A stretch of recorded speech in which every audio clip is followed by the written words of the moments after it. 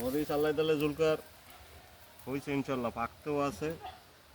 এই যে প্রথম পাড়া ইনশাল্লাহ, এই যে পাকা মরিচ এটাও আনতে প্রথম পাড়ায় তো 10 কেজি হইব ইনশাল্লাহ। তাই 10 কেজি এলে 10 কেজি শুকাইলে বেড়া 1 কেজি তো হইব কি আর 1 কেজি হইব? 10 কেজি তো 2.5 কেজি হইব। ও 2.5 কেজি হইব। হ্যাঁ, 2.5 কেজি হইলে এই 2.5 কেজির দাম হইব তোমার যাইয়া কত, 400 টাকা হইলে 1000 টাকা। 2.5 কেজির দাম হ্যাঁ 1000 টাকা। আর তুমি এই যে ধরো এইটা যদি আনো কাঁচা বেচতা, তা হইব কত, 10 কেজির দাম কত হইব, 10 হাতে 500 টাকা। 500 টাকা আর হেমনে হইব 1000 টাকা। 1000 টাকা। ডাবল লাভ না? ডাবল টাকা। এই কাম কেডা করে? এই যে আমরা এটা এর জন্য এই পাকাইয়া এটি শুগাইয়ে দরকারে মেশিনে এটি আবার গুঁড়া করবো, সেই সময় বেচবো আবার 500 টাকা কেজি।